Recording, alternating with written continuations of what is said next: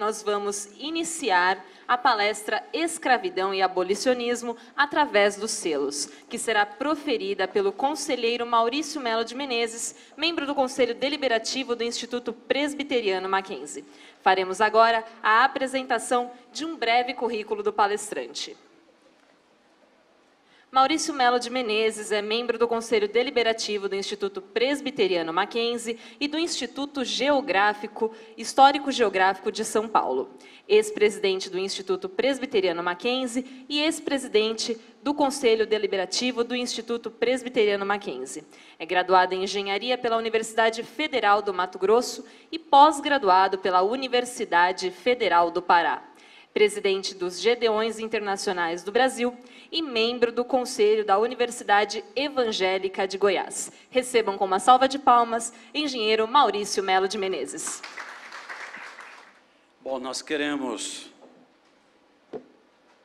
agradecer de coração ao CEFT, na pessoa da professora Lídice, o convite honroso de poder estar aqui com vocês nessa tarde para falar um pouquinho sobre os caminhos da liberdade, como um dos temas desse importante simpósio.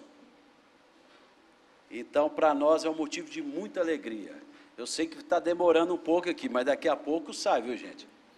Quero aqui registrar meu agradecimento ao diretor também do CEFT, meu confrade, irmão e amigo, Dr. Marcel, de onde fazemos parte da Academia de Letras Mackenzista, e quero então agradecer de coração ao meu amigo e irmão, Dr. Marcel Mendes.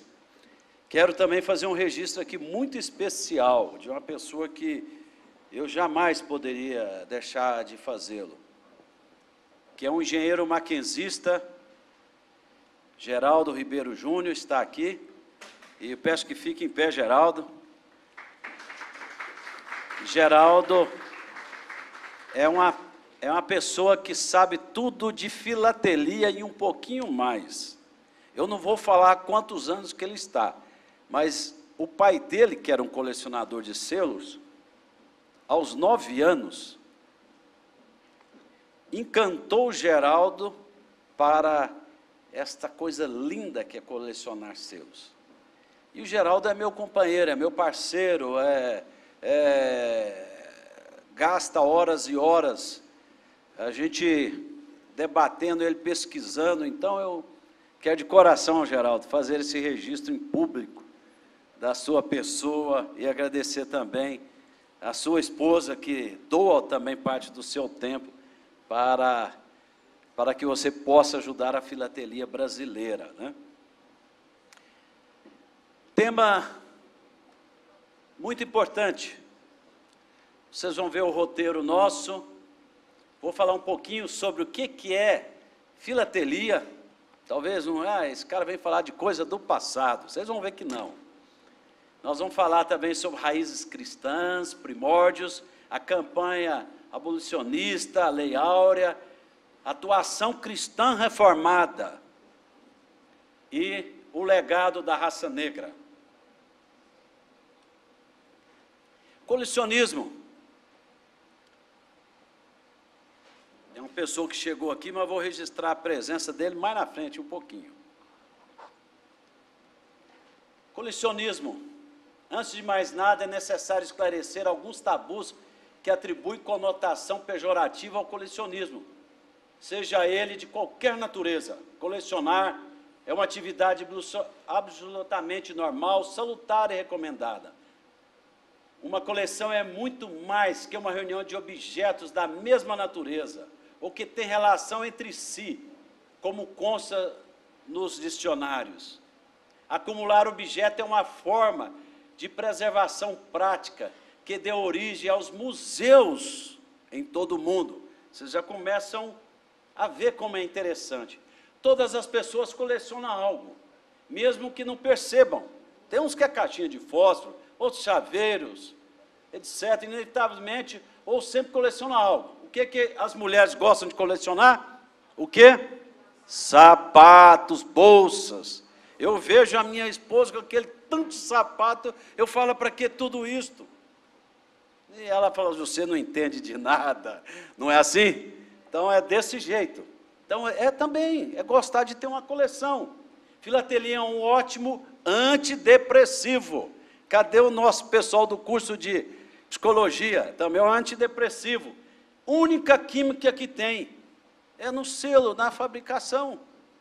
Sabe? Então, é a tinta que tem. A única coisa que possa ser nociva, e não é, porque aquilo é tão pouquinho.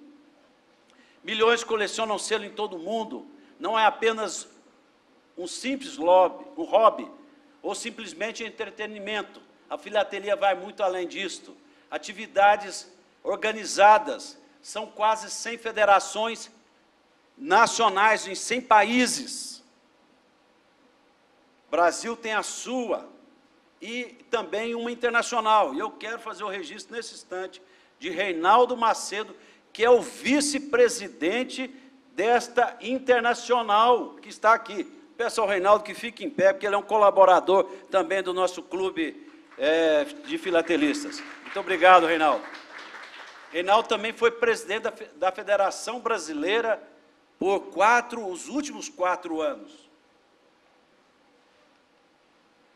Vantagens. Atualmente a filatelia pode parecer uma coisa atípica, destoante ou fora de moda, mas as suas características únicas possibilitam, agora presta atenção, um lazer tranquilo em contraponto às dificuldades da vida moderna.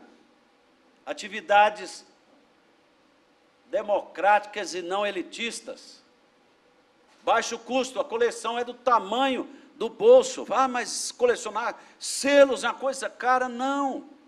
Selo é super barato. Agora tem um tal de olho de boi, que é o primeiro selo do Brasil e o segundo do mundo. Aí sim, aí é mais caro. Mas o que nós vamos apresentar aqui não tem nenhum selo caro nessa tarde, em cima do tema proposto. Pode ser praticado por qualquer idade, não é mera atividade recreativa infantil ou passatempo para a terceira idade. Aspectos educacionais como apoio didático. A filatelia é uma ciência auxiliar da história. Olha só, aqui nós temos professores, futuros professores da área de pedagogia, da área de teologia, letras e... qual é o quarto? E psicologia. Então, o CEFT, que é esse centro do Mackenzie, é composto por essas 4 áreas. Então, ela é uma ciência auxiliar da história. Vocês verão isso daqui a pouco. Talvez a parte mais chata vocês estão vendo agora. Depois vai ficar bacana. Então, aqui eu quero falar de algumas coisas que nós já trabalhamos com selos. É uma parte do que nós já trabalhamos, de painéis, coleções, livros. Então, dá para a gente fazer tanta coisa simples. Os alunos desse colégio aqui, tem o clube, e aqui tem uma parte, eu queria pedir às meninas que levantem a mão, que são do clube. Quem que está aqui que é do clube? Tem uma, aqui, está aqui, ó. Existe aqui um clube com mais de 30 participantes. Então, eles montaram a coleção, a primeira delas foi contando a história do pai ou da mãe em selos. Então, dá para fazer tanta coisa que ajuda a pessoa a desenvolver, ao invés de só ficar no celular. E agora nós vamos entrar no nosso tema. E eu quero mostrar para vocês os caminhos da liberdade. São selos que depois, mais na frente, nós vamos falar. Olha só que riqueza do autor, da pessoa que desenvolveu esse selo. A coisa mais linda. Está aqui a mãe, na época, eu vou falar, mais na frente eu vou citar, né, quando houve a abolição, aqui esse marco, uma coisa triste que eu vou falar mais na frente, para quem não sabe o que é isso aqui, ó, nós vamos falar daqui a pouco. Raízes cristãs. Nós vamos começar a nossa palestra falando sobre as raízes cristãs, dentro desse tema nosso tão importante.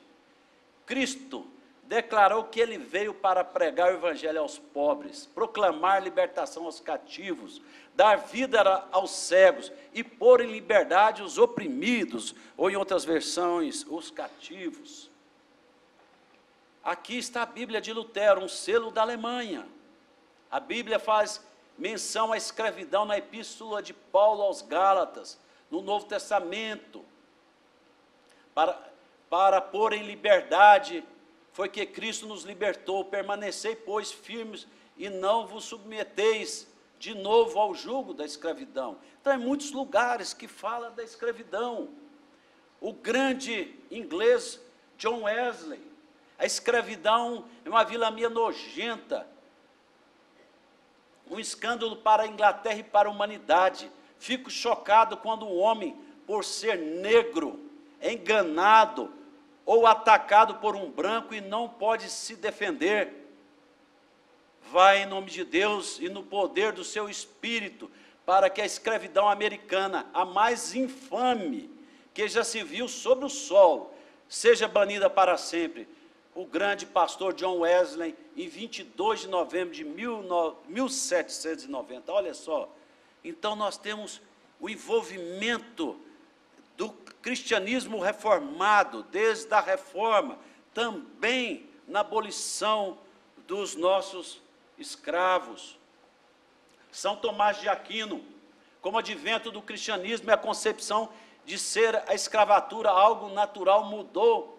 E São Tomás de Aquino é enfático quando declara que um homem seja escravo e o outro não, é coisa de um ponto de vista absoluto. Não tem razão natural, mas só razão de atitude, porquanto é útil ao escravo ser governado por um homem mais prudente, e é útil a este último ser auxiliado pelo escravo. Então está aqui o selo conta uma história, selo faz parte da história, igual eu disse, não é coisa de gente de idade ou de gagá, não, aqui nós temos toda a história.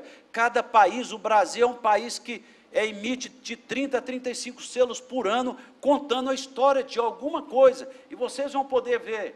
Agora, quem foi John Knox? Muitos aqui talvez não sabem, mas John Knox era um escocês que foi o fundador da igreja presbiteriana, a primeira igreja presbiteriana do mundo é na Escócia.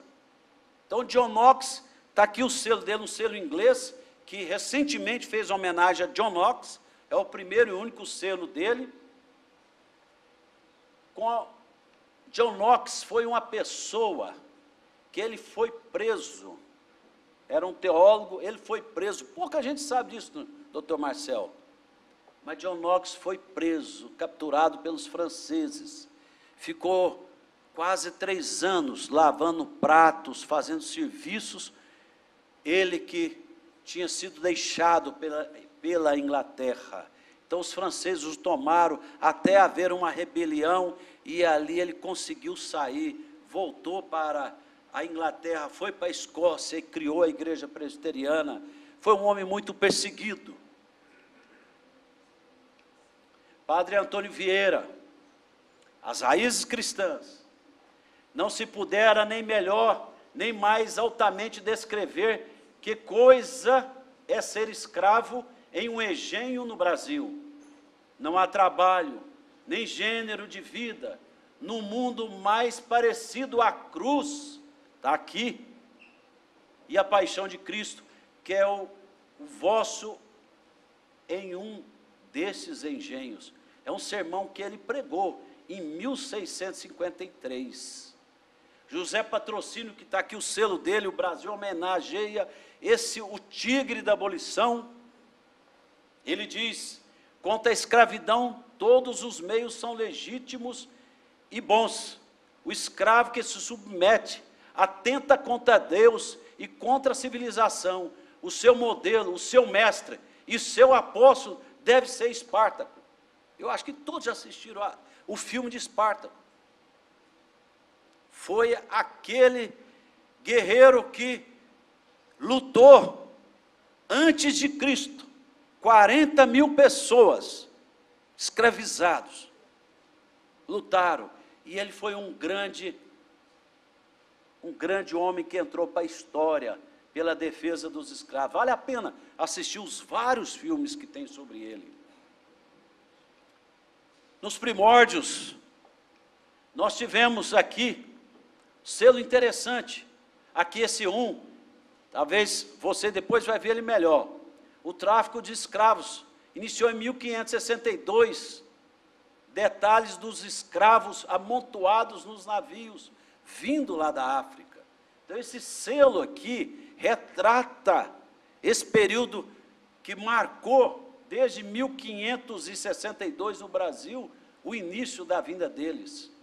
Na Inglaterra, nós tivemos os reformados, os da origem da reforma, os anglicanos, que são considerados protestantes, e aqui está um dos seus mais ilustres, e aqui, esse terceiro selo, que é este negro, Olaudah Equiano, ex-escravo nigeriano, ex-marinheiro e escritor, foi o primeiro negro a votar na Inglaterra, quando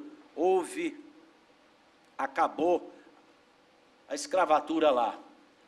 Esse outro selo aqui é a coisa mais linda, o tráfico de escravos africanos para a América, iniciado em 1562, está aqui, somente foi abolido na Inglaterra em 1807, mas continuou de forma velada por muito tempo. Olha só que as riquezas que nós vamos começar a mostrar para vocês. Essa história linda da escravatura, ela toda contada através dos selos. Os trabalhos no campo, nas minas, nos engenhos, eram pesados, estafantes, sem alimentação e com uma remuneração totalmente injusta. Isto foi uma marca de muitos países, infelizmente, do nosso país. Então está aqui onde eles trabalhavam.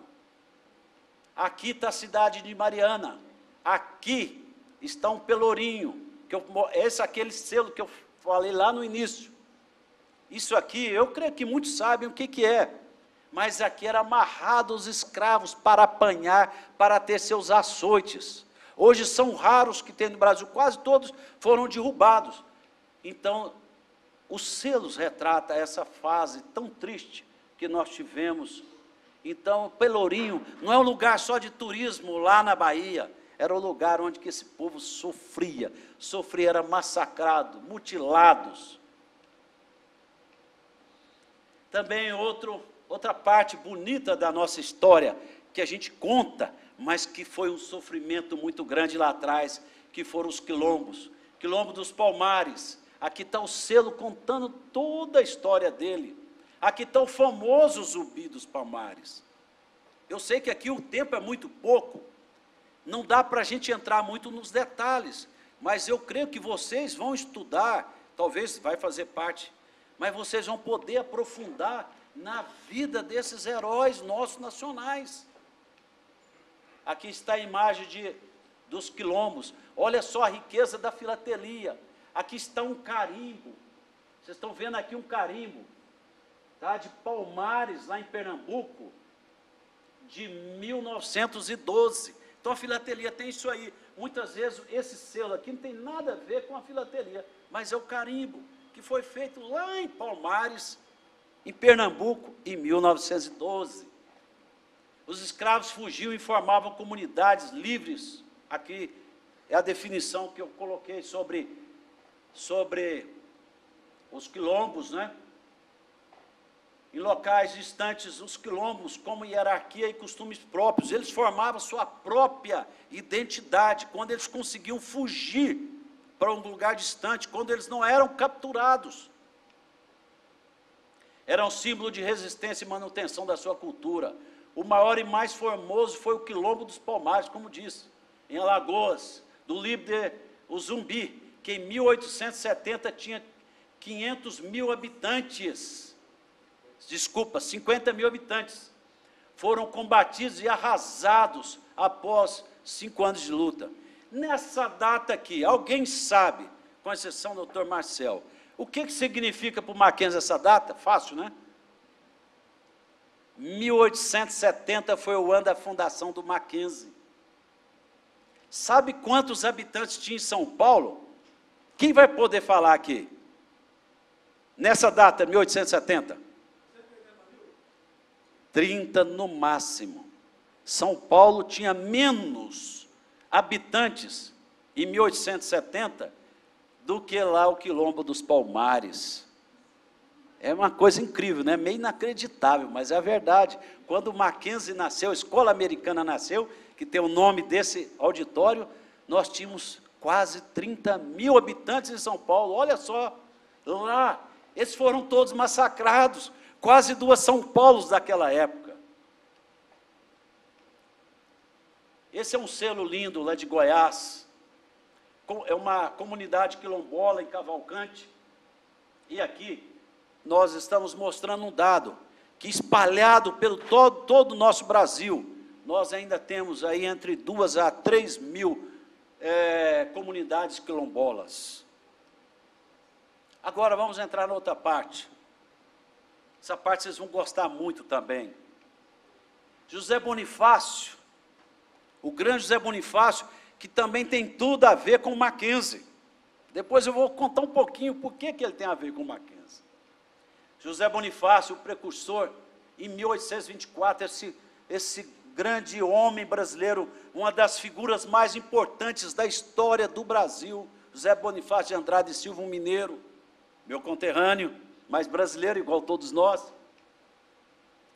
E ele escreveu que com a escravidão nunca o Brasil aperfeiçoará as raças existentes. 1825, generosos cidadãos do Brasil, que amais a vossa pátria, sabeis que sem a abolição total do infame trágico da escravatura africana e sem a emancipação sucessiva dos atuais cativos, nunca o Brasil firmará sua independência nacional e segurará e defenderá a sua liberação constitucional, da sua Constituição. José Bonifácio, por que eu falo que ele tem uma ligação forte com o Mackenzie? José Bonifácio era um brasileiro que escrevia para os principais jornais da Europa. Aí, um dia, lá nos Estados Unidos, um tal de John Terrell Mackenzie, que é o nosso benfeitor maior, viu um artigo de José Bonifácio, que ele falando sobre as ferrovias brasileiras. Estou saindo um pouquinho fora da palestra, mas não podia deixar de falar desse homem, porque ele tem tudo a ver com Mackenzie. E através desse escrito, John Terrell Mackenzie, que é um advogado famoso de Nova York, que nunca veio ao Brasil, não conheceu aqui a escola americana, no contato com o Dr. Chamberlain, ele resolveu doar $30 mil, que era uma fortuna em dinheiro daquela época, para que o Mackenzie pudesse fazer uma escola de engenharia, para que aqui formasse engenheiros para fazer ferrovias no Brasil. Essa foi a história. E aí foi comprada essa área e foi feito o prédio 1. Até então, isso aqui é bom vocês ficarem sabendo, para quem não sabe. Até então aqui era conhecido só como escola americana. E aí, quando foi feito o prédio 1, que foi dado o nome do benfeitor John Terrell Mackenzie, aí o pessoal falava, onde que vai ser a aula? Vai ser lá no Mackenzie. Onde vai ser a aula? No Mackenzie. Foi aí que nasceu a nossa história da gente, então, ter o nome de Mackenzie. Tá? Então, essa é uma palhinha só, mas eu queria falar da importância desse grande brasileiro. Em seguida, 1831, vem a Lei Feijó, que proibiu o tráfico de escravos, adotada por pressão inglesa. Não vingou. Daí surgiu a expressão popular. O quê? O quê? Vamos acordar, gente. Sei que depois de almoço não é fácil a gente dar palestra e também assistir. Para inglês ver. Então vocês estão aprendendo mais uma coisa. É para inglês ver. Foi a Lei Feijó. Mas por quê? Olha só aqui. Em 1845, a Lei Bill Aberdeen, os ingleses podiam abortar navios negreiros de qualquer bandeira, lembramos que eles dominavam os mares. E aí vem essa outra frase: o sol nunca se punha no Império Britânico. Sabe por quê? Porque os ingleses dominavam todos os continentes. Então eles gostavam de falar que eles tinham um país que eles dominavam em todos os continentes. Então, por isso que o sol para eles não se punham. Porque em todo fuso horário, eles tinham um país que estava com luz. Então é por isso que nasceu esse termo dos ingleses, que o sol nunca se punha. E aí surgiu essa lei, e aí os ingleses podiam afundar resgatar os que vinham da África e poder, então, depois que resgatavam, poder, então, afundar aquele navio que estava trazendo escravos. Na campanha abolicionista, muito importante, nós tivemos vários que entraram na sua história. Eusébio de Queiroz: as nações, como os homens, devem muito prezar a sua reputação. Em 1850, a lei Eusébio de Queiroz proibia o tráfico negreiro da África para as colônias. Mas Bezerra de Menezes, jornalista espírita, deixou essa máxima de uma lepra social da escravidão. Ele escreveu mais: percebeu que alguns argumentos humanitários e cristãos jamais sensibilizariam os escravocatas e a opinião pública para que pudessem concordar com a erradicação da escravatura. Era preciso, pois, trazer à discussão os argumentos metafísicos e convincentes, capazes de movimentar o debate nacional. Aí vocês vão falar: mas Maurício, você está só mostrando o selo dos atores, mas e aqui? Não, isso não é um selo.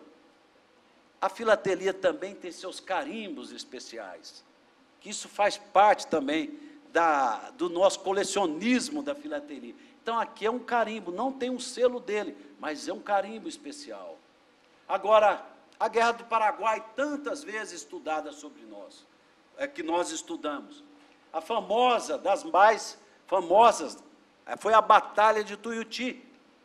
E o que eles fizeram? Em 1866, convocaram os escravos, principalmente os mais fortes, e aí dizendo que terminasse, eles estariam livres. Então, o Brasil usou, na época, os escravos para poder vencer essa famosa Batalha do Paraguai.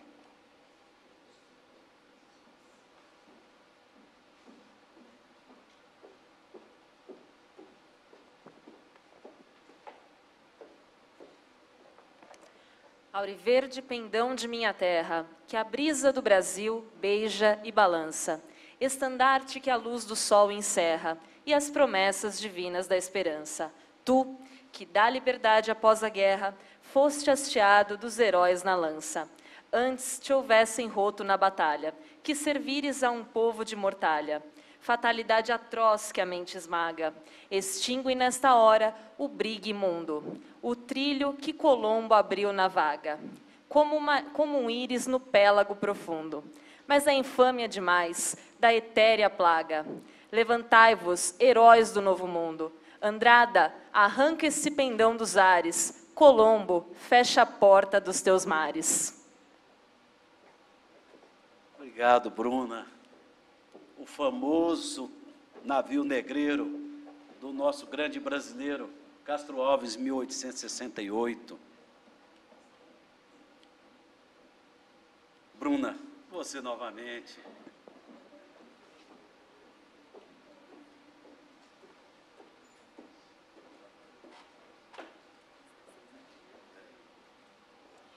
De dentro da senzala, escura e lamacenta, aonde o infeliz, de lágrimas em fel, de ódio se alimenta, tornando meretriz.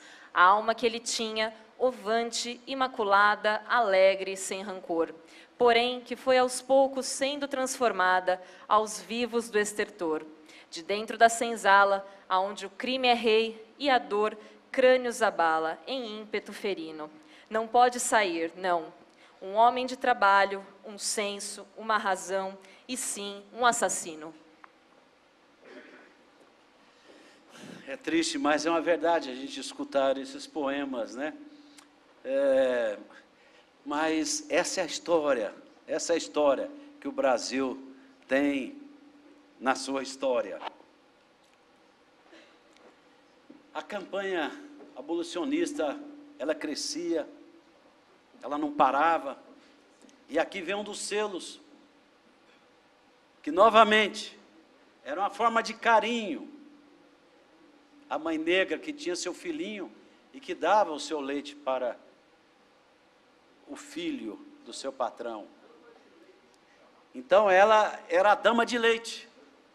Então isso criou uma cultura dentro do Brasil. Eu mesmo, eu tenho um irmão de leite. Minha mãe tinha muito leite, mas não nessa situação sofrida, que a mãe muitas vezes tinha que dar, ver o filhinho do outro, o branquinho, bem gordinho, e muitas vezes não tinha tudo para o seu filhinho mesmo. Então era muito doído.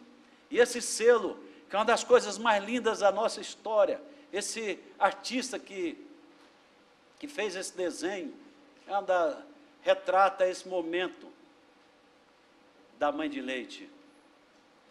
1870, o ano do Mackenzie, cresce então a campanha abolicionista.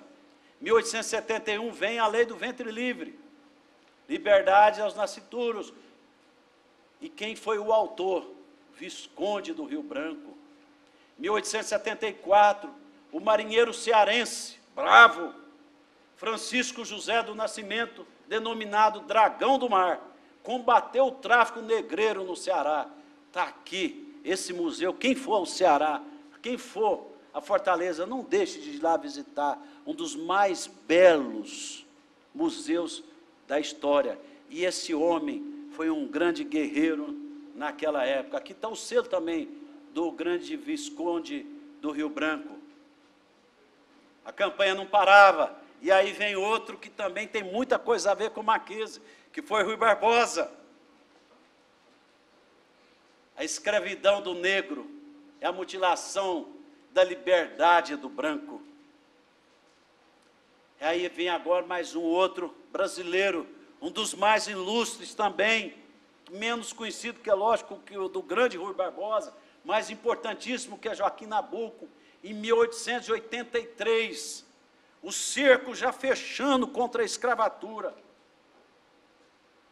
Ele disse: para nós a raça negra é um elemento de considerável importância nacional, estreitamente ligado por infinitas relações orgânicas à nossa Constituição, parte integrante do povo brasileiro.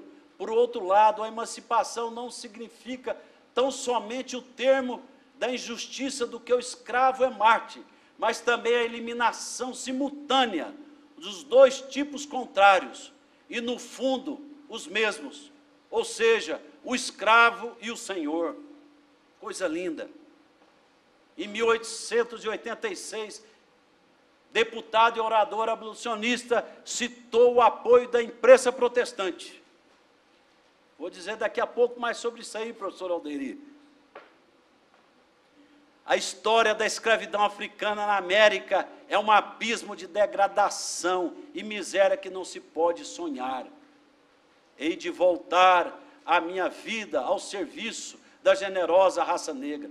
Também aqui você fala, mas cadê o selo? Isso aqui é exatamente da agência Joaquim Nabuco. Não sei se vocês conseguem chegar, está bem pequenininho. Também é uma forma da filatelia, que é uma máquina que passa e saiu aquela peça filatélica.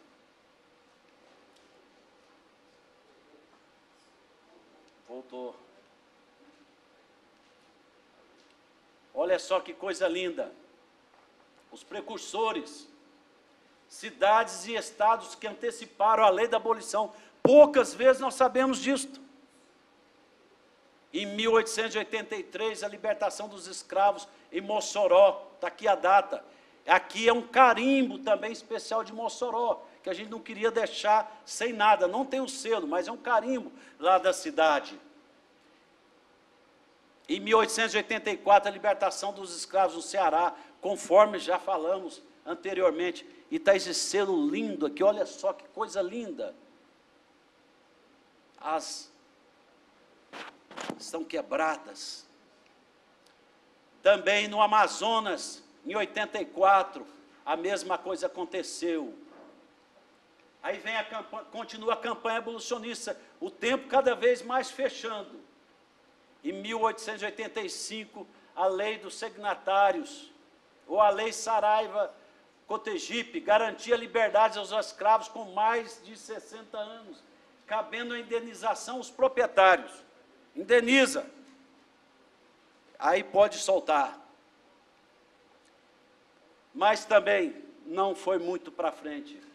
Em 1887, o Marechal Deodoro da Fonseca solicitou que não se utilizasse o exército na caçada aos escravos foragidos. Teve sua importância muito grande, porque por isso está aqui o selo dele. O escravismo sofreu um duro golpe. Em 1888, o Papa Leão VIII, a pedido de Joaquim Nabuco, que nós mostramos anteriormente, elabora uma encíclica específica contra a escravidão brasileira, a 3 de maio de 1888. Aí agora começa a coisa linda. A princesa regente, no discurso de abertura do ano legislativo, confio, aspas, confio que não hesitareis em apagar do direito pátrio a única exceção que nele figura em antagonismo com o espírito cristão, a liberdade das nossas instituições. A seguir, ela encaminha, então, a Lei Áurea, a 8 de maio. E, enfim, no dia 13 de maio, a princesa, ela, então, sanciona a lei da escravidão.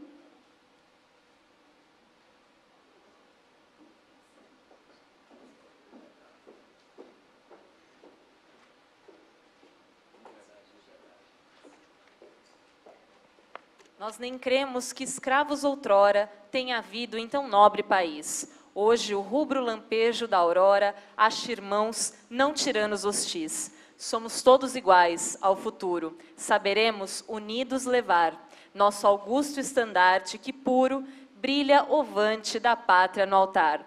Liberdade, liberdade, abre as asas sobre nós, das lutas na tempestade, dá que ouçamos tua voz. Obrigado, Bruna. Esse hino, poucas vezes conhecido, o hino da República, tem várias estrofes, nós só lemos a segunda estrofe e o coro. Então, no dia 13 de maio de 1888, aqui tem um carimbo que faz, igual eu disse, faz parte da história. Essa aqui é a agência 13 de maio. Aqui, então, está Dom Pedro II, que também tem tudo a ver com o Mackenzie. Para aqueles que não saibam, Dom Pedro II esteve aqui na escola americana. E ele ficou encantado. Por que ele ficou encantado? Quando ele chegou aqui, a família Chamberlain leva ele para dentro de uma sala de aula, e aí ele vê a filha da escrava da dona Maria Antônia, que tem a rua aqui, que homenageia o nome dela, aquela negra, estudando no meio dos brancos. O nosso grande Dom Pedro II dá um brado, ele se emociona. Foi a primeira vez que ele viu isso no Brasil. Mackenzie, a primeira escola a ter um aluno negro. E essa é nossa história, a nossa genética da reforma.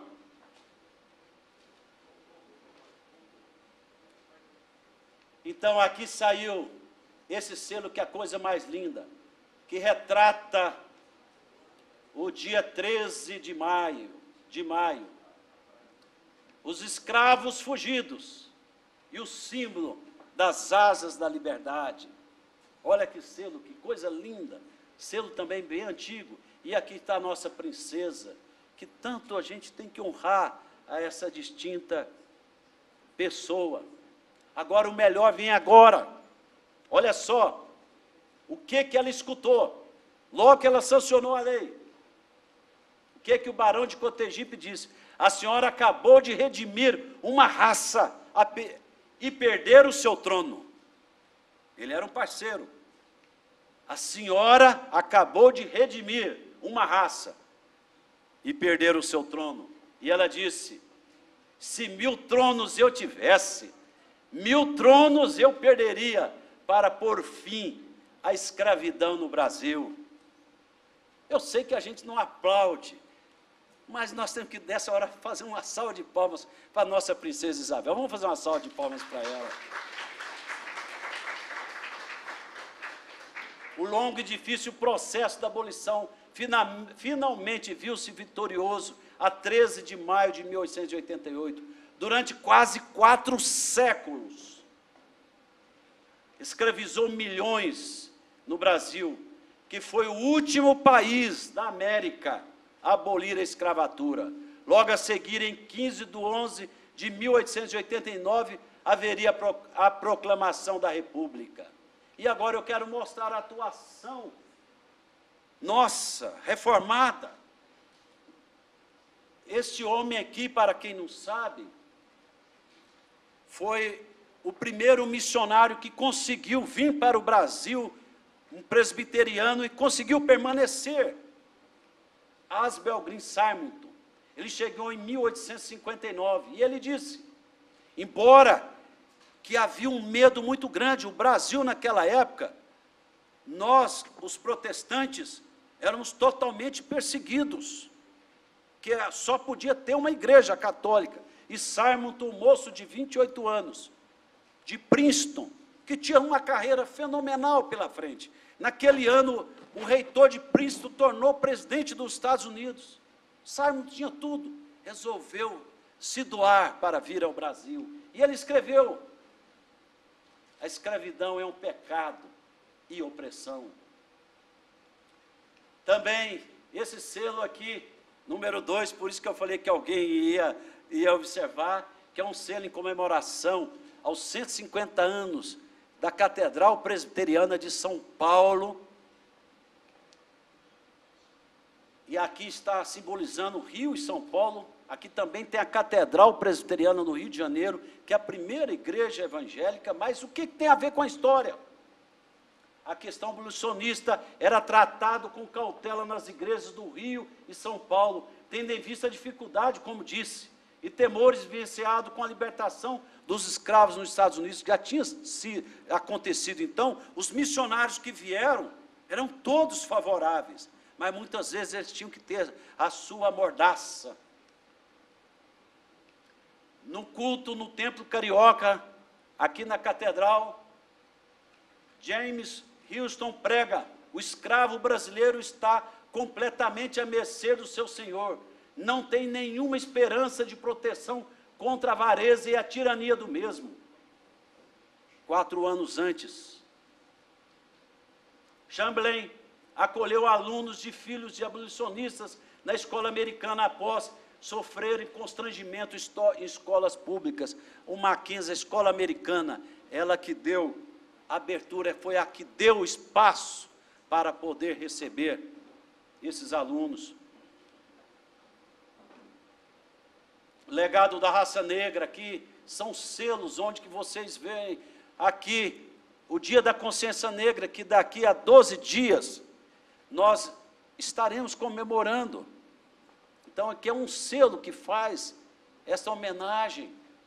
Aqui esse outro selo das etnias brasileiras, está aqui também o negro, é um selo de Cuiabá, Mato Grosso, que foi um estado que o negro também está aqui, ele foi muito importante, embora escravo. Cuiabá foi uma cidade vezes maior que São Paulo há 300 anos atrás. Então são peças filatélicas que contam essa história do legado da raça negra. Nós já ouvimos o hino, da República. Nós já pudemos ouvir a letra dele, tão linda. Aqui estão os legados que foram deixados, que são existentes hoje ainda, a música, a dança, a alimentação, a nossa querida feijoada, o legado da raça também negra. Aqui são várias atividades culturais, o seu legado cultural faz parte da nossa sociedade, vários itens, religiões que eles trouxeram de lá, que tem aqui até hoje. Aqui também estão alguns dos famosos. Esse aqui, todo mundo sabe, é o Rei Pelé, o nosso maior jogador da história, também da sua origem negra. Esse outro aqui, eu creio que vocês não estão conseguindo decifrar, mas é o famoso João do Pulo, nosso grande brasileiro, que ganhou, que saltou mais do que todo mundo, uma pessoa que quase não tinha tanto preparo, chegou para o mundo e foi medalha de a pessoa que bateu os recordes, né?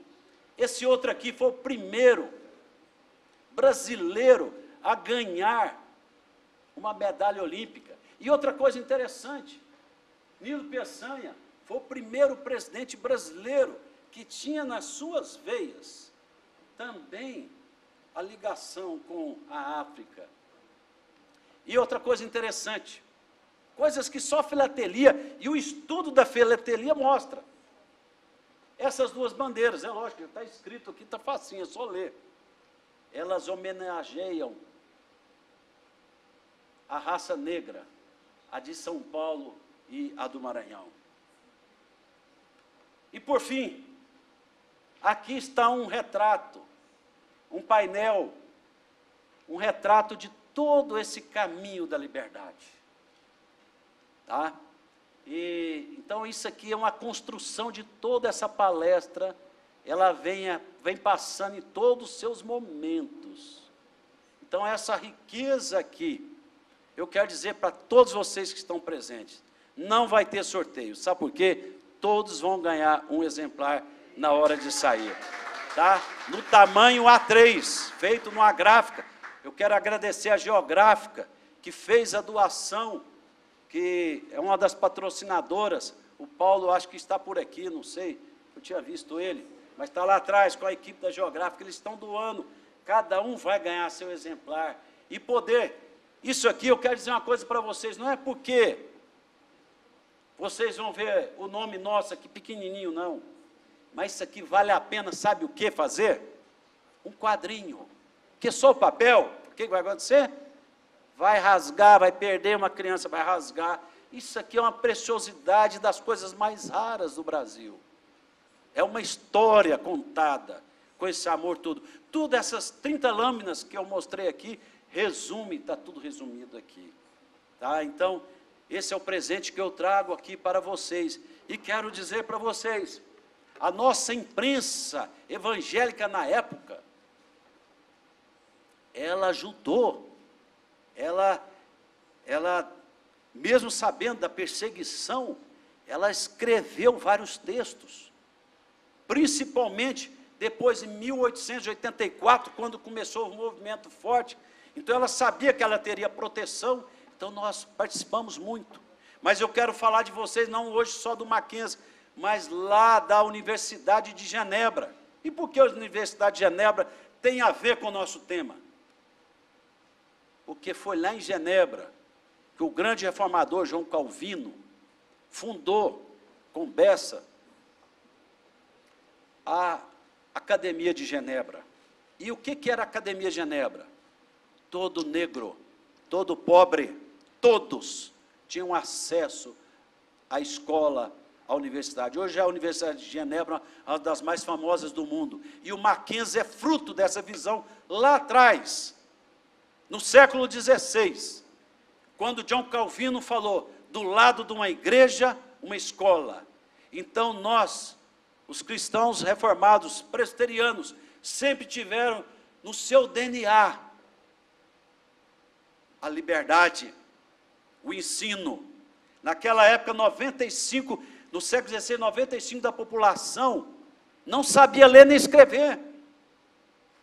E João Calvino, então, iniciou do lado de uma igreja, uma escola. E o Mackenzie é fruto, porque de Genebra foram para os Estados Unidos. E dos Estados Unidos trouxeram para o Brasil. E o Mackenzie tem esse orgulho de falar que é a primeira escola brasileira que pôde receber negros, pobres, aflitos, sofridos. E essa é a nossa genética até os dias de hoje. Mackenzie é isto. Então, por isso que Deus tem abençoado muito o Mackenzie, porque a nossa história faz parte. Se nós não podemos falar mais, porque nós éramos perseguidos na época, nos últimos 4 anos fomos ativos, mas o Mackenzie é isto. Eu quero agradecer aqui o carinho desse importante centro da nossa instituição, que deu essa oportunidade de podermos falar da abolição e mostrarmos algo que talvez vocês não conheciam. O que é usar o selo? A riqueza que dá para fazer, de tantos temas que dá para fazer. Isto para o jovem, para o médio, para o veterano, para o sessentão igual eu sou. Então dá para a gente brincar bastante. Eu quero agradecer aqui de coração, mais uma vez, ao Geraldo, à Geográfica, a professora Lídice, nossos grandes parceiros que têm nos ajudado. Quero agradecer a Filatelia do Mackenzie, a Filatelia da FIP, igual disse Reinaldo aqui, representando todos os filatelistas do Brasil e do mundo, e falar para o final, de cada 10 pessoas na Europa, 1 coleciona selos, como cultura, como lazer, para a gente estudar. Imagina um estudo desse aqui, quantas horas, tanto que você pode melhorar o seu ensino. Então, não deixe de também fazer uso da filatelia. Quero agradecer aqui de coração e dizer que a professora Lídice depois vai ter mais um prêmio. Agora, já chegaram? Então, deixam aqui comigo, então, por favor. Vocês vão ganhar um exemplar. Ele é um papel de excelente qualidade. Por isso que eu acho que vale a pena fazer um quadrinho. Se você não quiser, dá para uma pessoa, mas dá no quadrinho. Não deixa perder não isso aqui, porque isso aqui é horas e horas e horas e horas de estudo, de pesquisa, disso e daquilo. Então, outra coisa, da filatelia, nós fizemos, em 2012, lançamos esse livro. Eu não tenho mais edição em português. Se Deus permitir, o ano que vem vamos soltar a 2ª edição. Esse aqui é em inglês. Então, a editora Mackenzie está doando para esse seminário 10 exemplares que vão ser sorteados. São 9, que um vai para o clube. Eu quero te chamar você para vir aqui receber, que é o Clube do Mackenzie de Filatelia, que essa aluna está conosco há 5 anos no clube, não é isso, professora? 5 anos, então ela vai aqui receber o livro dela.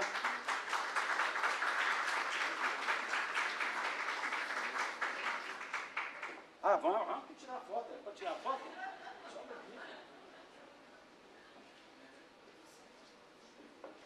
Então, professora Lídice, com a palavra, eu quero pedir desculpas de não poder ficar para o debate, mas eu falei para a professora Lídice que o meu parceiro vai estar aqui, e se tiver tempo para o debate, que eu estou em reunião do Conselho do Mackenzie, nós estamos estudando o orçamento para 2019, então, eu quero agradecer aqui de coração, vocês podem ter certeza, eu saio talvez muito mais feliz do que vocês que tiveram essa paciência de ficar 1 hora aqui me escutando. Meu muitíssimo obrigado, que Deus abençoe a vida de cada um. Obrigado.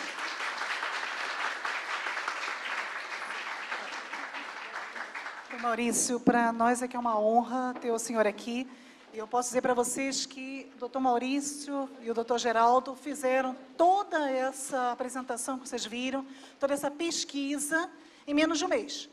Porque um dia, conversando com o doutor Maurício, eu falei assim, poxa, a gente bem que podia procurar selos de abolicionismo, né? Será que existe? Isso tem 3 semanas. Aí, na mesma hora, ele falou assim, vamos fazer. E imediatamente ele ligou para o doutor Geraldo e rapidamente eles conseguiram juntar 80 selos, não foi? 80 selos. Aí começou o segundo problema. Desses 80, qual que eles iam colocar na apresentação? Porque tudo era muito bom, tudo era muito interessante. Fizeram toda essa pesquisa, escreveram esse material em 3 semanas para vocês. E, inclusive, montaram esse painel que vocês vão estar ganhando já já, os alunos, os monitores vão estar entregando para cada um de vocês, poderem levar para casa, levar para aqueles que são professores, poderem usar em aula também. Então, fiquem à vontade, até se precisar levar mais peça, a gente dá um jeito disso também, ok? E, doutor Maurício, muito obrigada de coração, foi um prazer grande demais estar com o senhor aqui. Deus abençoe a todos, viu? E uma boa reunião lá também. Deus abençoe vocês. Muito bem, então vamos a mais um sorteio de livros. Peguem um papelzinho, todo mundo com seu papelzinho de número. Ok, vamos lá. Vamos ver se dessa vez você é escolhido. Número 60. 60 aí, de primeira, muito bem. Parabéns. Uma recordação da palestra do Dr. Maurício. Opa, espera que os números estão fugindo. Número 85. 85, lá atrás. Muito bem.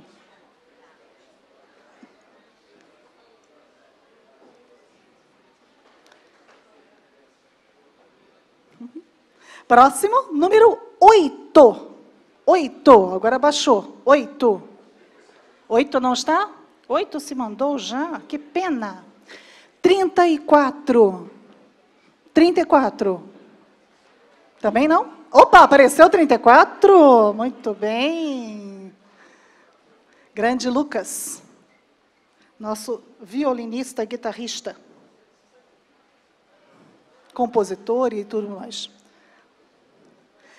Número 94. Aí, monitora Karen. Nossa mestre Karen, recém-defesa de tese. 33. 33.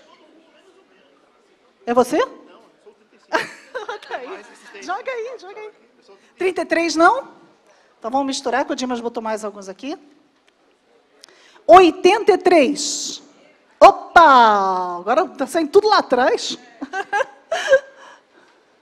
Muito bom.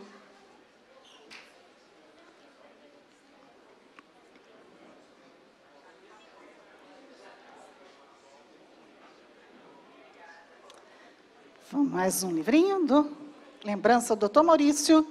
Número 17. 17. Agora um na frente, para variar um pouquinho.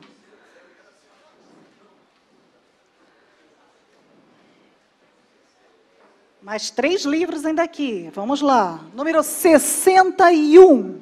61. No meio mesmo. Aí.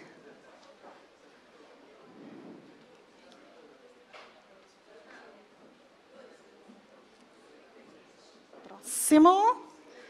Último livro do Dr. Maurício. Número 74. 74. 74, 74, existe, dou-lhe uma. 74, 2, 3, pronto. Vamos ver a outra. 2. Número 2. Aí, muito bem. E mais um livro, Mackenzie em 3 séculos. Mackenzie em 3 séculos. Sorteando, nosso último livro deste momento. Ainda tenho esperança de chegar ainda mais livro ainda para sortear. Vamos lá. Número 6, meia dúzia. Meia dúzia? Meia dúzia, apareceu. Muito bem. Bom, vamos dar uma pausa novamente nos sorteios de livros. E a palavra volta para a Linda Bruna.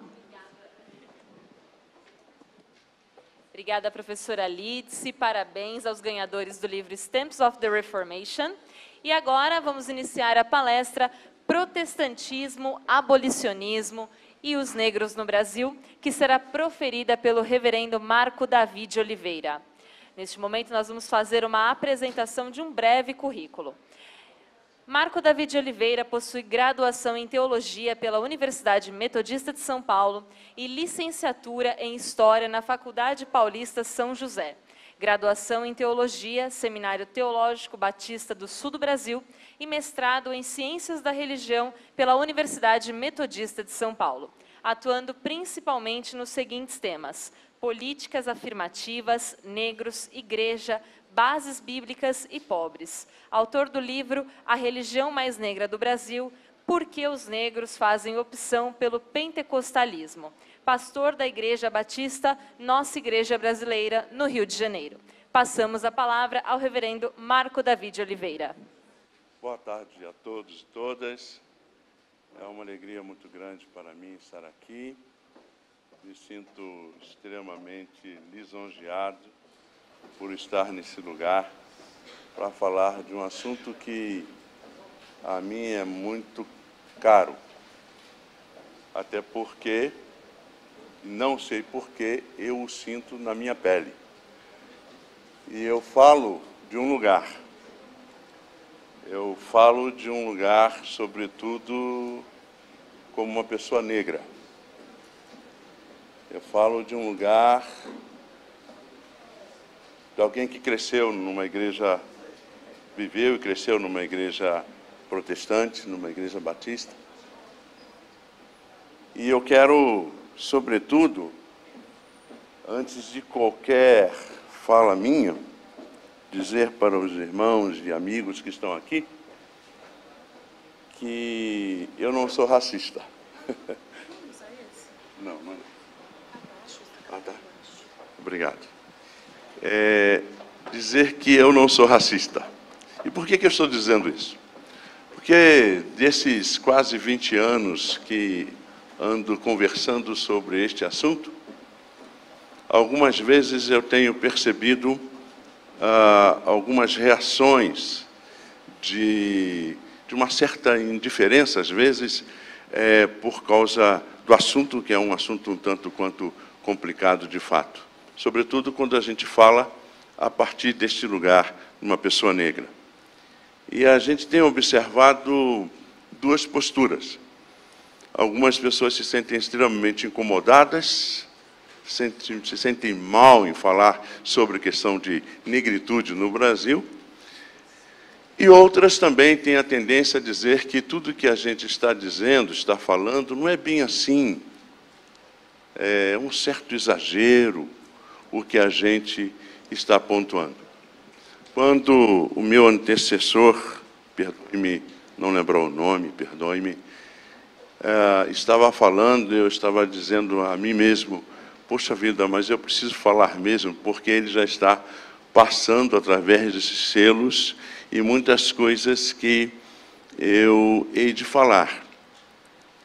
Mas eu também quero problematizar algumas coisas que foram colocadas aqui, a partir dessas datas que foram colocadas para nós, e por isso, então, eu vou voltar em algumas coisas, algumas datas históricas, para que a gente possa pensar também em outros aspectos.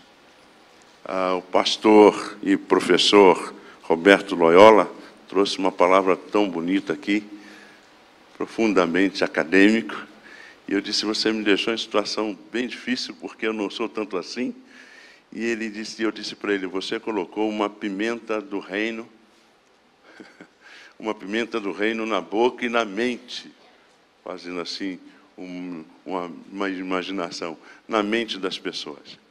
Eu não sei se eu vou colocar essa pimentinha, talvez eu coloque aquela pimenta vermelha, que você vai ter que mastigar com todo gosto.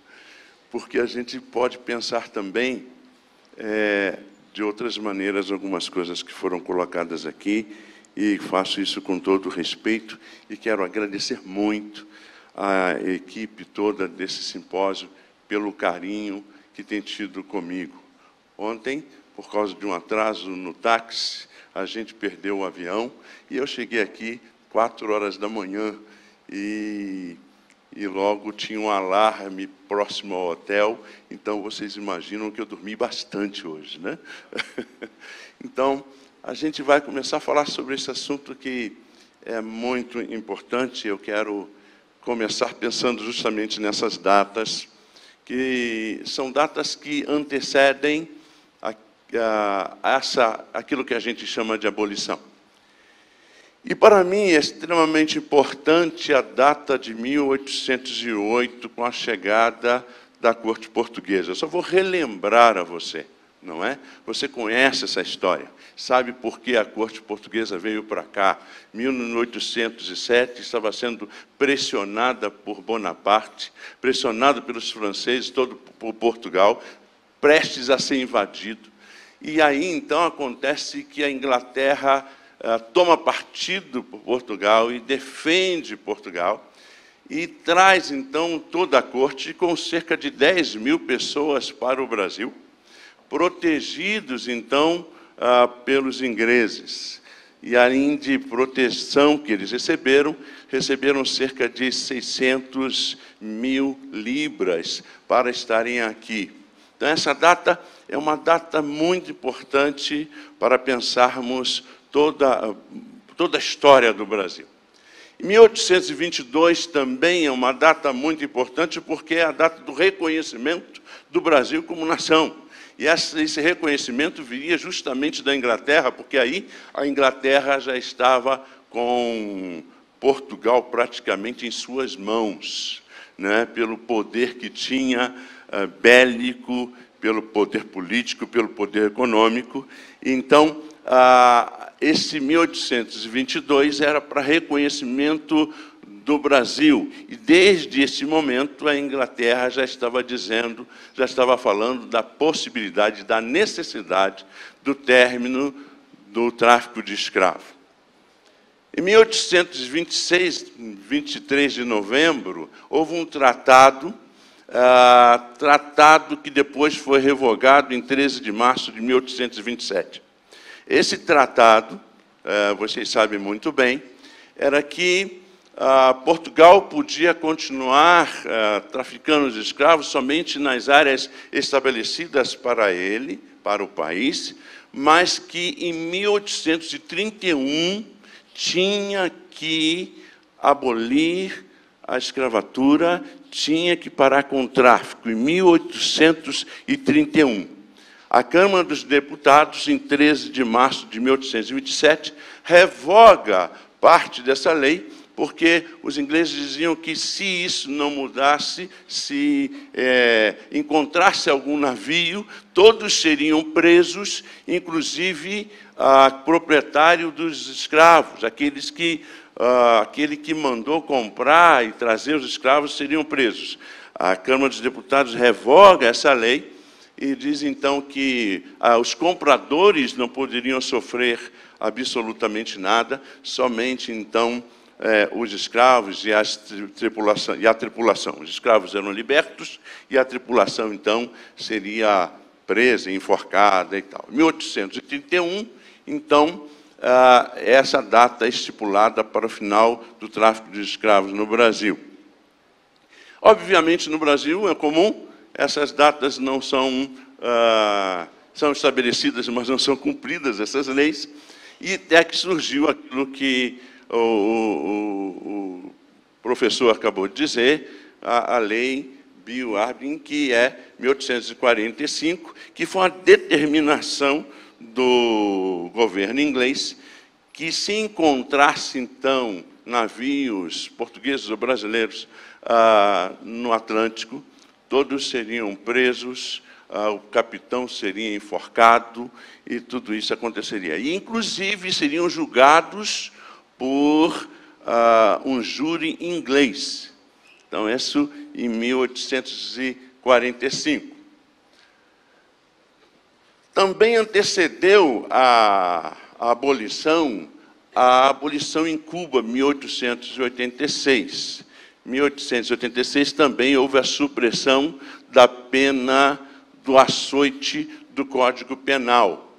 Pena do açoite do Código Penal. Então, essa supressão era uma forma de segurar essa situação para chegar até a abolição.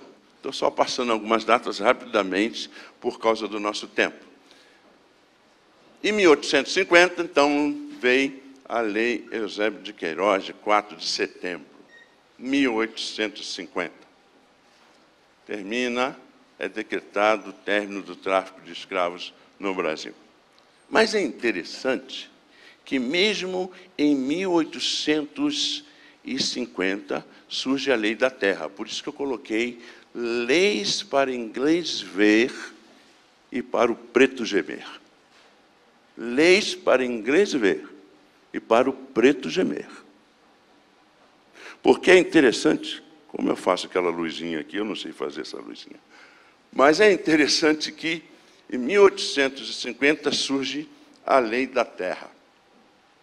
E a Lei da Terra determinou que os mais pobres, sobretudo os pretos, não podiam comprar terra. Vocês já ouviram a expressão grilagem? E como surgiu a grilagem? Os senhores de terra daquela época, a terra era pública, eles expandiam as suas terras, e eles colocavam, então, documentos retroativos. Onde é? Aqui? Ah, beleza, ótimo. Obrigado. Obrigado. Eles colocavam, bonitinho, viu? Eles colocavam, então, documentos com datas anteriores e colocavam esses documentos nas gavetas cheias de grilo. E automaticamente este papel ficava amarelado. E eles apresentavam esses documentos com datas retroativas e diziam: ó, essa terra é minha há mais de 50 anos. Daí surgiu essa expressão grilagem no Brasil.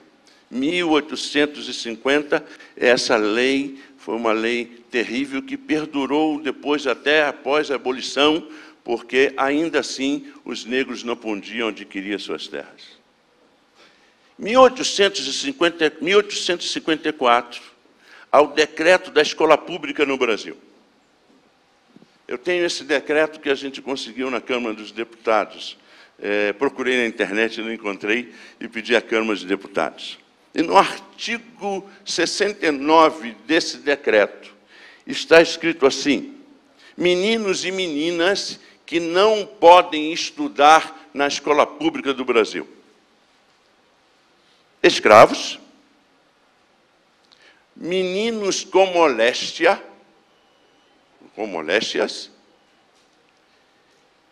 e meninos e meninas não vacinados.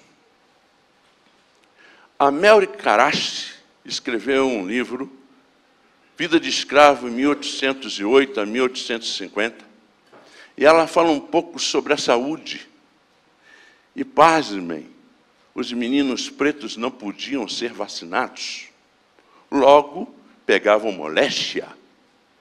Então, a mesma escola pública no Brasil não foi feita para gente negra. E aí é interessante que esta é uma situação, você pode ver justamente lá no decreto. Esta lei também está no escopo desta lei para inglês ver, até chegar, então, na Lei Áurea, tão aplaudida por muitos. Aí surge, então, aquilo que já foi dito da Guerra do Paraguai, não vou nem entrar em detalhes, porque senão vou ficar chovendo no molhado das expressões usadas. Aí surge, então, uma outra lei, a lei do sexagenário, está escrito ali errado, né? O sexagenário, que é 1885. 1885. Uma lei que determinava que os negros, chegando a 60 anos, estariam completamente libertos. Hoje graças a Deus, nós melhoramos bastante. Temos mais ou menos aí uma possibilidade de vida entre 75 e 80 anos, hoje. Você imagina nessa época? quantos negros, depois do tronco da chibata, chegariam a 60 anos? 1871, 28 de setembro, veio a lei do ventre livre, que também já foi dito aqui. Essa lei aqui é muito interessante, que diz que, a partir daquele momento, toda criança negra nascida estaria livre. Amém? Sou aqui numa universidade confessional, vou dizer um amém, como pastor também que sou. Mas aí, meus queridos irmãos e amigos, eles eram libertos somente com 21 anos.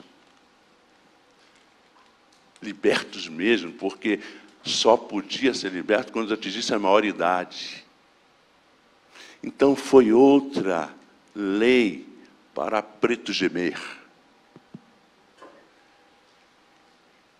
E aí surge aqui em 1886, 1880, 1886, as charqueadores de Pelotas e os escravos. O Brasil era um grande produtor de charque, principalmente, obviamente, no sul do país. Pelotas ficou rica com este produto. E era muito interessante que os escravos, inclusive, foram alforriados. Mas eles eram alforriados se eles não saíssem das fazendas. Se eles saíssem do limite circunscrito a eles, eles continuariam escravos. Mais uma lei. E aí vem, então, a Lei Áurea, 1888, que, na verdade, já era fruto de pressões, não é? Várias pressões, desde a libertação do Haiti, a libertação de Cuba, a própria pressão dos ingleses. E aí surge, então, a Lei Áurea, que, na época, libertou cerca de 800 negros, não é? Porque muitos já tinham conseguido a sua alforria, muitos já tinham sido libertos, como a gente vai ver, como já foi dito, a gente vai voltar, em alguns estados brasileiros também.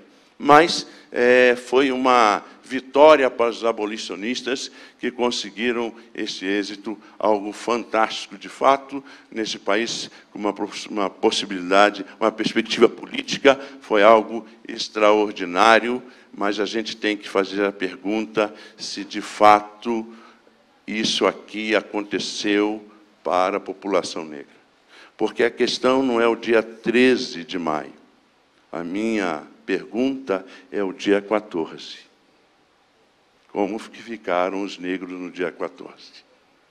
Bom, e aí depois da Lei Áurea, surgiu uma lei chamada Lei da Vadiagem. Então todas as pessoas que estavam depois de 10 horas da noite nas ruas seriam presas.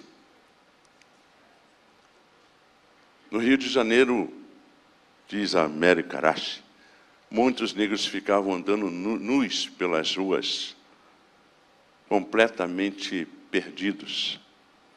E após a abolição também, isso aqui aconteceu, embora muitos negros já haviam aprendido muitas profissões, botânica, advocacia, muitos já haviam aprendido muitas coisas, aprendido com muitas profissões. Bom, aí depois veio, em 1930, que a gente não vai entrar nesse detalhe aqui, a chamada ideologia do branqueamento e a chegada dos europeus ao Brasil, porque os negros não tinham capacidade intelectual de estarem no novo produto que era a industrialização. Mas a gente não fala sobre isso, não. Eu disse que eu ia problematizar. O Brasil é o único país que não indenizou os negros após a escravidão. Nos Estados Unidos, após a libertação, construiu-se uma universidade, especificamente lá, uma universidade negra.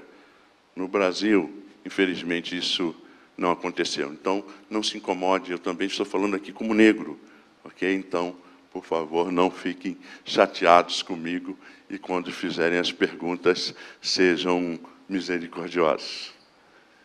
Bom, Aí surgem os primeiros estados a abolir a escravidão no Brasil, como também já foi dito pelo meu antecessor. A Amazônia, Pernambuco, Ceará, foi dito de forma muito interessante. Aqui, então, Rio Grande do Sul, em 1884, e aí surge a Lei Áurea. Só para um preâmbulo mesmo para vocês relembrarem. E aí, então, a gente tem alguns abolicionistas que foram pessoas extraordinárias. Eu não sei se foi aqui mesmo, mas eu também não sei se foi em 2007 ou 2009. Me ajudem, que Luiz Gama recebeu seu título, foi aqui mesmo, não foi? 2007, não é isso? Recebeu, então, o seu diploma, póstumo, mas o seu diploma. Um homem que foi extraordinário e que influenciou a muitos, como José do Patrocínio, José Bonifácio também foi influenciado por ele, e Rui Barbosa e tantos outros. Um homem que vocês conhecem também a história, que foi vendido quando adolescente pelo próprio pai, que era filho de uma negra com o senhor de escravo e que foi um grande lutador pela abolição no Brasil. E aí a gente passa alguns outros nomes. José Patrocínio, que era filho de um padre com uma escrava e também foi um grande lutador pela libertação no Brasil.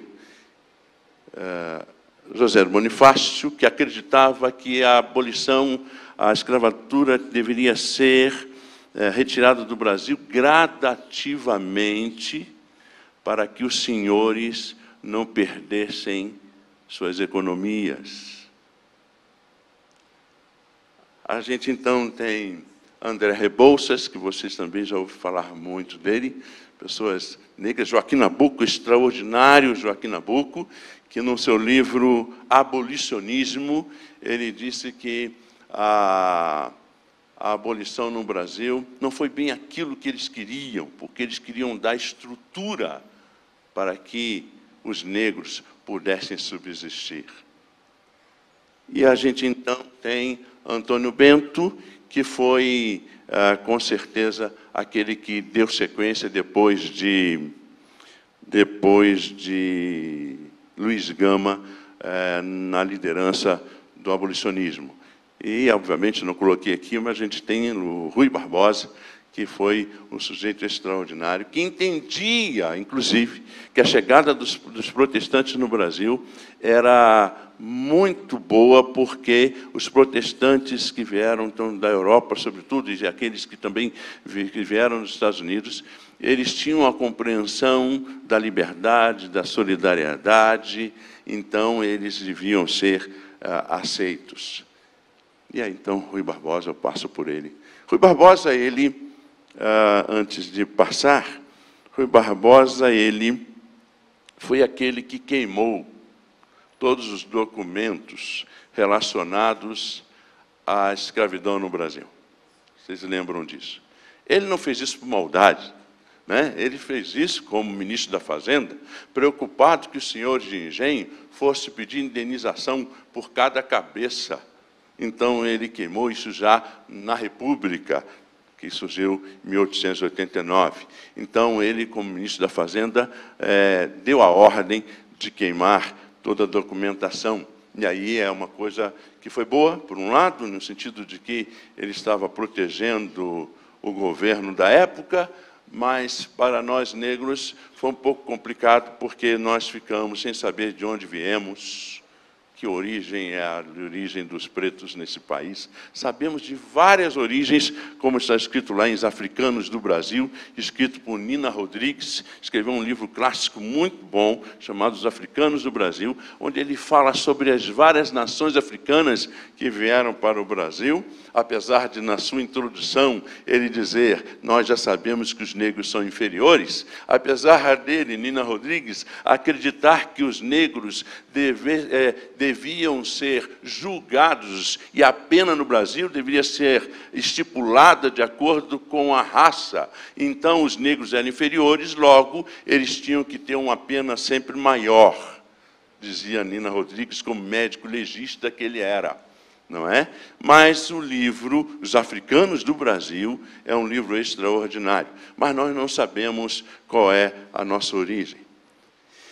E aí, esses abolicionistas, a gente tem que mostrar, dizer isso mesmo, porque eles usavam de algumas estratégias que talvez alguns de nós nem fosse gostar muito. Havia, sim, uma desobediência civil. Havia, sim, eles faziam reuniões clandestinas, escondidas, tinha uma certa desobediência civil. Havia sabotagem da propriedade dos escravos, porque muitos quilombos, nós temos cerca de 3.500 quilombos no Brasil, não sei se vocês sabem disso, São Paulo são 85 quilombos, muitos quilombos tiveram a ajuda de muitos desses abolicionistas. E também as relações com os ingleses, eles mantinham contato constante com eles para dar continuidade a esse projeto abolicionista. E também, então, tinha como objetivo muito claro, eles tinham objetivos muito claros para os negros no Brasil. Escola. Eles lutavam para dar consistência, subsistência, ascensão aos negros no Brasil. Reforma agrária. Por isso que surgiram muitas leis pós-abolição que impediam a compra de terra também da população negra. E sistema de oportunidades. Eles tinham isso em suas mentes. Os abolicionistas eram pessoas de fato extraordinárias e sabiam, e para mim, dentro da perspectiva da graça comum, sendo agora bem reformado, estavam sendo, obviamente, usados por Deus e com uma visão do reino de Deus, dos valores do reino. Mas aí surgiram alguns problemas da abolição que a gente não pode deixar de frisar. Problemas estes que, para mim, permanecem até hoje. Então, a gente tem a não inclusão dos negros na sociedade. Aí você diz, mas o que é isso? Os negros estão inclusos. Eu não estou dizendo de agora, mas a não inclusão dos negros na sociedade, porque os negros continuaram a ser caracterizados como inferiores durante muito tempo. A própria academia criou o conceito de raça, com Gabineau. A própria academia criou o conceito de raça. Graças a Deus, a gente é uma raça só, não é? Biologicamente falando, somos uma raça só. Sociologicamente falando, de uma perspectiva social, é óbvio que a raça ela está presente nesse Brasil. E o construto social do Brasil tem a raça como fundante. Para minhas ações, inclusive políticas neste país, tem a raça como a base principal. E aí, então, a inclusão dos negros na sociedade, discriminação sistêmica. E aí me faz pensar a diferença aqui entre racismo, discriminação e preconceito. É óbvio que você sabe disso. Eu tenho preconceito, um conceito antecipado diante de algumas coisas, não é? Eu sei que eu estou falando aqui numa academia, mas vou contar uma história para vocês. Morei 16 anos aqui em São Paulo, eu entrei no ônibus e, de repente, 3 negros entraram com cabelo imenso, black imenso. Eu pensei comigo, Jesus, vou ser assaltado. Aí eles sentaram ao meu lado e começaram a falar, que coito maravilhoso, como Deus falou o meu coração. E Deus falou, toma, negão, na cabeça, seu preconceito sem vergonha, preconceituoso. O preconceito está com a gente. Racismo é uma doutrina que estabelece que uma raça é superior à outra. Uma raça é superior à outra. E existe a discriminação, que é uma discriminação sistêmica, mais geral. É por isso que, no Brasil, os negros estão sempre sob suspeição. O meu filho está no 4º ano de medicina. Meu filho fala inglês, fala francês, fala espanhol. Desculpa aqui falar do meu filho, Mas meu filho estava justamente em Fortaleza. E ele perguntou a hora a uma senhora. A senhora segurou a bolsa e saiu literalmente correndo. Correndo. E ele disse, essa mulher é louca. Mas ele pode ter todas essas possibilidades.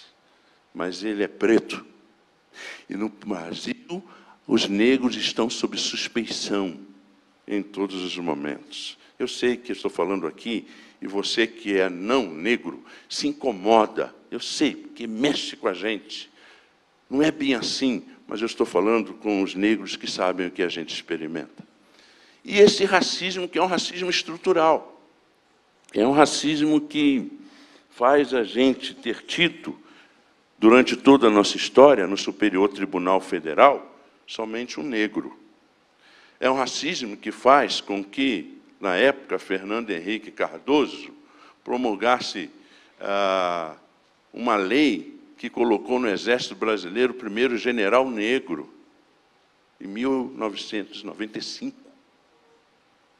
Então, esse racismo estrutural que determina certas coisas em nossa sociedade.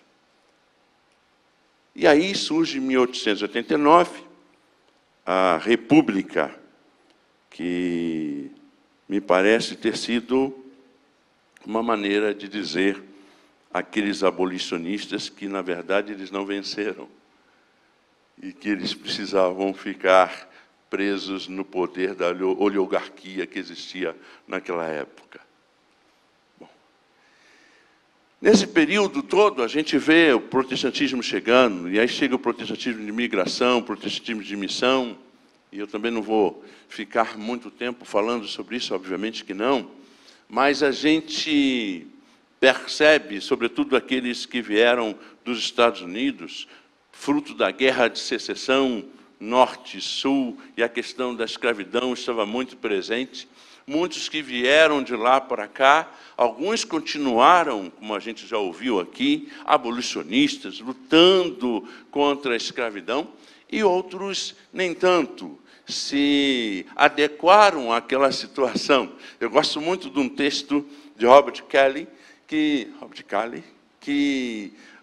ele fala para um escravocrata chamado Albuquerque que ou ele continuaria escravocrata ou ele sairia da igreja fluminense, aquela igreja congregacional lá no Rio de Janeiro. Não daria para ele ser escravocrata e ser membro daquela igreja. E tem lá no livro História Documental do Protestantismo Brasileiro, um sermão maravilhoso do Robert Kelly, falando contra a postura daquele irmão. E aí surge, então, esse protestantismo de imigração que veio para cuidar dos seus, para tomar conta dos seus, tanto os luteranos, os anglicanos, valdenses, menonitas, entre outros, vieram cuidar dos seus, e depois, então, perceberam que aqui podia ser um campo de evangelização. Surge, então, depois, a igreja, as congregacionais, os presbiterianos, os Simonton, os metodistas, os episcopais, os batistas, que chegaram no Brasil trazendo escravos. Eu li uma carta de Anna Bagley, esposa do William Buck Bagley, e ela dizia assim: eu amo o Brasil, mas eu tenho nojo dos negros. Momentos da chegada, então, do protestantismo no Brasil, a gente vê os congregacionais com Robert Kelly, que se aproximou, então, da elite brasileira para continuar fazendo seu trabalho. A gente vê, então, a chegada, tomara que essa data esteja certa aqui, vocês presbiterianos não briguem comigo, com a postura do Simonton, que para mim tinha uma postura muito abolicionista, tinha uma postura muito de tentativa de reverter essa situação. Os metodistas, os batistas, que na verdade antes de William Buck Bagley chegou Thomas Brown Jefferson, chegou no Rio de Janeiro falando em Urubá, e ele foi considerado subversivo, teve que voltar para os Estados Unidos, porque ao invés de ele pregar o evangelho para os brancos, ele falava a língua dos pretos, então ele foi considerado uma pessoa perigosa, e a gente então vê a chegada também dos episcopais. Mas é interessante que a historiografia, ela mostra essas igrejas, a historiografia brasileira mostra essas igrejas, essas denominações como primeiras no Brasil. Mas, vocês até conhecem esse livro aqui, A Primeira Igreja Protestante do Brasil, da Jaqueline de Souza. Foi lançado justamente pela editora Mackenzie. Um trabalho muito interessante, falando então desses indígenas Paraupaba e Poti, uma igreja potiguara, em 1665 a 69, essa igreja com a presença dos holandeses, essa igreja foi considerada, então, e é, sim, a primeira igreja evangélica, ou primeira igreja protestante no Brasil, segundo a pesquisa da Jaqueline. Também surge em Pernambuco o Agostinho Pereira, o chamado Divino Mestre, em 1846. É interessante, é o Marcos Carvalho quem fez essa pesquisa da Universidade de Pernambuco. É interessante que Agostinho Pereira começou a ler a Bíblia, e ele compreendeu que tinha que receber a Cristo Jesus como Senhor e Salvador, e ele dizia, então, para aquelas pessoas que estavam querendo prendê-lo, que ele recebeu uma revelação através de um sonho, e ele juntou 300 pessoas que eram escravas, mas que se diziam livres, libertos, e essas pessoas, 300 pessoas depois, foram completamente dizimadas, porque também eram consideradas subversivas.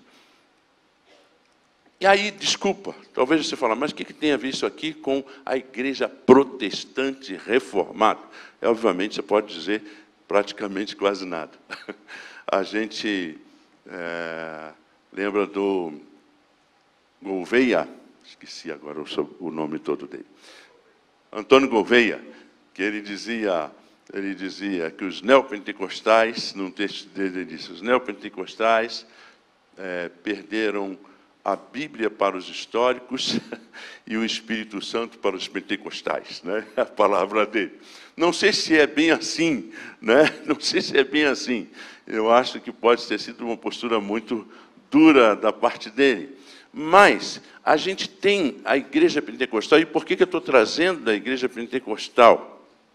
Porque esta igreja fez aquilo que nem a chamada teologia da libertação conseguiu fazer. Vocês sabem da teologia da libertação. A teologia da libertação tinha um problema para mim, e tem um problema muito sério, que é a soteriologia, né? Basta ser pobre e tal, que o indivíduo está redimido, tal. Não é bem assim. A gente precisa, obviamente, de ter um impacto com a graça irresistível, receber a Cristo Jesus como Senhor e Salvador de nossa vida, não é? Então, mas os pentecostais conseguiram se aproximar justamente dos mais pobres. Conseguiram se aproximar dos mais pobres. E se aproximam dos mais pobres porque, com a influência do William Seymour nos Estados Unidos, quando ele, então, estudando lá, vocês conhecem bem essa história, estudando no instituto feito por Charles Parham, que não deixou ele estudar na classe dentro da sala, como Luiz Gama também, estudando lá na São Francisco, foi expulso pelos alunos por ser preto, mas o William Seymour teve que estudar pelo lado de fora, no corredor, ouvindo todos os ensinamentos durante todo o tempo para fazer a formação dele. Então, aconteceu aquilo que alguns chamam de glossolalia, outros chamam de batismo com o Espírito Santo, na sala, e o Charles Parham não tinha consciência de que também isso tinha acontecido com o William Seymour. O William Seymour vai para a Rua Azusa 212, lá em Los Angeles, numa igreja metodista africana abandonada, e ele continua fazendo o seu trabalho, colocando a música, sobretudo no culto, e muitos desses irmãos que começaram as igrejas pentecostais clássicas no Brasil, passaram pela igreja de William Seymour. E é interessante, então, a gente perceber essas igrejas, que a Igreja Cristã do Brasil, a Igreja Assembleia de Deus e outras igrejas que experimentaram uma aproximação maior das pessoas pobres do Brasil, sobretudo das pessoas também negras. Aí surge esse grupo que eu chamo de autóctone, que é a Igreja Brasil para Cristo, Igreja Deus é Amor, essas igrejas também que têm dialogado com os mais pobres do país e, sobretudo, a igreja que fala também com os pretos. A Assembleia de Deus, voltando um pouquinho, é a igreja que tem o maior número de pessoas negras no Brasil. E aí vem, então, a igreja neopentecostal, que aí a gente está conversando aqui agora, e alguém está, com certeza, abrindo uma igreja evangélica nesse país, não é? Porque é mais fácil abrir uma igreja evangélica no país do que abrir um bar. Para abrir um bar tem que ter alvará, é complicado, não é? Mas aí você juntou um grupo lá, uma linguagem aqui, basta ter um certo carisma e você já consegue começar uma nova igreja. Então, a gente tem essa igreja, que eu não estou dizendo que ela faz parte desse escopo todo. Mas aí a minha pergunta que ficou, quando ouvia também o meu antecessor, e já estava perguntando a mim, é se os negros são verdadeiramente libertos. Porque no Brasil nós temos, como dizia Florestan Fernandes, preconceito de ter preconceito. Mas de vez em quando manifesta esse preconceito. Vocês, pretaiada, vão morrer. Lembram disso? Vocês, pretaiada, vão morrer. E aí eu vi a manifestação aqui dos alunos, e quem estava dirigindo a manifestação disse assim: nós aceitamos os diferentes. Jesus, alguma coisa está fora da ordem, como dizia Caetano Veloso. Eu estou lendo vários livros maravilhosos, inclusive um dos livros é o livro do professor Marcel. Estou aprendendo muito. Estou lendo também sobre o protestantismo rural, da professora Lídice. E recebi também, como presente, o livro da Inês Borges, sobre confessionalidade. A busca de uma ética. E aí, a gente percebe que tem muito trabalho para ser feito aqui. Tem muito trabalho para ser feito aqui. Eu sei que talvez eu nunca mais volte. O pastor Marcel pediu para eu contar, agora está na conta dele. O professor Marcel. Pastor também, né? Não, professor Marcel. Eu estudei aqui um semestre de filosofia. E, de repente, eu descobri que, se eu cantasse no coral, eu teria 100% de bolsa. Eu, com essa voz aveludada, voz bonita, vou cantar no coral. E fui lá para o prédio do coral e conversei com o rapaz. E eu estava entre uma aula e outra. E eu daria correndo, porque eu estava atrasado. Querendo ir ao banheiro, subi de 3 em 3 para chegar ao banheiro. Quando eu chego no prédio 25, se eu não me engano, no andar do banheiro, 2 seguranças atrás de mim. E aí chegaram e disseram assim para mim: e aí, grande? Na quebrada a gente já sabe o que é isso.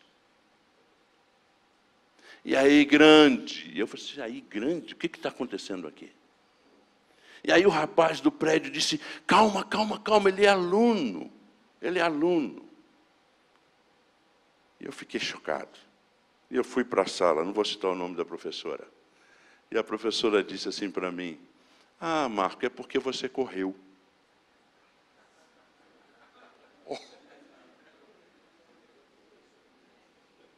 E eu disse: mas eu via outras pessoas correndo aqui atrasadas, isso nunca aconteceu. Numa instituição confessional que busca uma ética adequada, uma moral ilibada, que valoriza as pessoas. Eu fui o terceiro caso, eu não fui o primeiro. Descobri que eu tinha sido o terceiro caso na instituição. Por isso tem muito o que fazer. E aí a minha pergunta é, os negros realmente foram libertos? E aí? Opa. A gente vê algumas coisas rapidinho aqui. Eu não tenho muito tempo não, né? Eu sei. O índice de desenvolvimento humano, vocês vão perceber aqui algumas diferenças e desigualdades entre brancos e negros, e aí eu vou colocar brancos ou não negros, como no Brasil, não sei se dá para dizer que todo mundo é branco, embora o Brasil é diferente dos Estados Unidos, não é uma questão biológica, mas é fenótipa, né? Fenotípica. Né? E é interessante porque a gente sabe quem são os brancos no Brasil, a gente sabe quem são os negros no Brasil. Mas é interessante que vocês podem perceber aqui, do índice de desenvolvimento humano, durante do ano 2000 e 2010, depois de 10 anos, os negros conseguiram ter um nível de qualidade de vida parecido com 10 anos anterior ao que os brancos tinham, segundo o IPEA. Vocês podem perceber isso. Será que nós somos, de fato, libertos? E aí você vê, então, desigualdade na área de educação. Eu não vou ficar repetindo os números, porque você já está observando isso. A longevidade. Então, a gente vê muito próximo. Depois de 10 anos aqui, a gente percebe que os negros estão vivendo um pouco parecido aí com os brancos. Por teimosia, os brancos estão vivendo. A minha mãe tem 86 anos e ela disse, mas e meu irmão? E eu disse para ela, morreu. E o outro morreu. E fulano morreu. Eu disse, mãe, a senhora está em vantagem, né? Já passou de 70, está no lucro, né? Está no lucro, mas está lá sobrevivendo pela graça do Senhor. Aí vem então, a gente vê a questão de renda, só para vocês também, não vou entrar nos detalhes, para que vocês possam observar as diferenças. Negros, brancos, negros, brancos. Esperança ao nascer, esperança ao nascer. E aí, então, a gente vê algo que mais me chama a atenção, que é a mortalidade, não é aqui ainda, a mortalidade até os 5 anos, 20,63%, 15%. Expectativa de anos de estudo, 18 anos de idade, você percebe um pouco das diferenças. Aqui, a gente também percebe 18 anos ou mais de porcentagem de analfabetismo, né? Os negros e os brancos. Olha como os negros estão ainda, pleno século XXI, em quantidade ainda maior de analfabetismo. No ensino fundamental, a gente vê que os negros atingem 47,78% em relação aos brancos, 62,14%. Taxa de frequência bruta do ensino superior, entre 18 a 24, 19,14%. Isso não quer dizer porque os negros não querem estudar. As oportunidades são totalmente diferentes, tem que ter equidade nesse país. E a gente vê, então, aqui, 42%. E aí, algo que mais me assusta é justamente isso aqui. Morte por homicídio por cada 100 mil. O mapa da violência no Brasil, de 2016, mostra que diminuiu 3 dígitos de jovens entre 15 e 29 anos, brancos, mortos, assassinados por bala letal, por homicídio. E esse mesmo mapa mostra que os negros triplicaram o que já existia. Foi um aumento de 300% de jovens negros mortos no Brasil. 63 mil, ano passado, se não me engano, foram mortos de jovens nesse país. 63 mil jovens todos, a maioria, obviamente, da população negra. Então, queridos, a gente está numa situação que a gente chama, nos nossos movimentos sociais, de genocídio da juventude.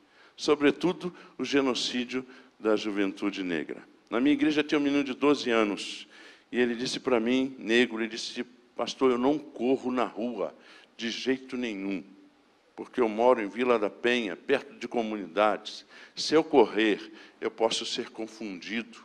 Vão achar que eu sou bandido só porque eu sou negro. Um menino de 12 anos viver esta situação emocional, porque ele sabe, sim, que ele pode ser alvejado por um tiro que depois, então, será explicado. Como aconteceu com o menino lá no Rio de Janeiro, que estava com guarda-chuva na mão, e ele recebeu 3 tiros, porque foi confundido que ele estivesse com um fuzil, né? Mas é interessante, por que ele precisava receber 3 tiros? Será que no primeiro já não deu para observar que era um guarda-chuva?